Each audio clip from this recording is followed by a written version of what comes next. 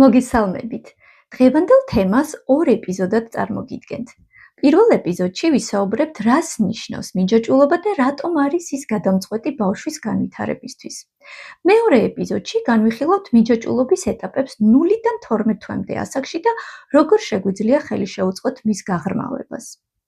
მიჯაჭვულობა ეს არის ემოციური კავშირი, რომელიც ყალიბდება ბავშვსა და მის მთავარ მზრუნველს შორის. ეს კავშირი უზრუნველყოფს ბავშვისთვის უსაფრთხოებისა და ნდობის განცდას, რაც მისი ჯანმრთელი ფსიქოემოციური განვითარების წინაპირობაა.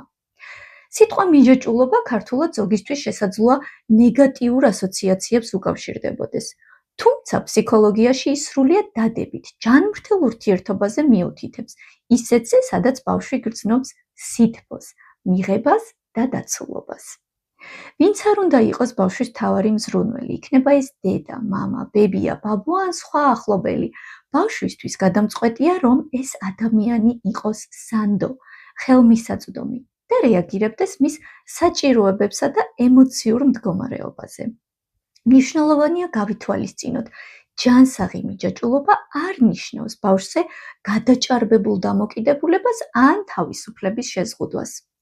ეს არის თანაზიარობა, სანდოობა, ემპათია და თანადგომა.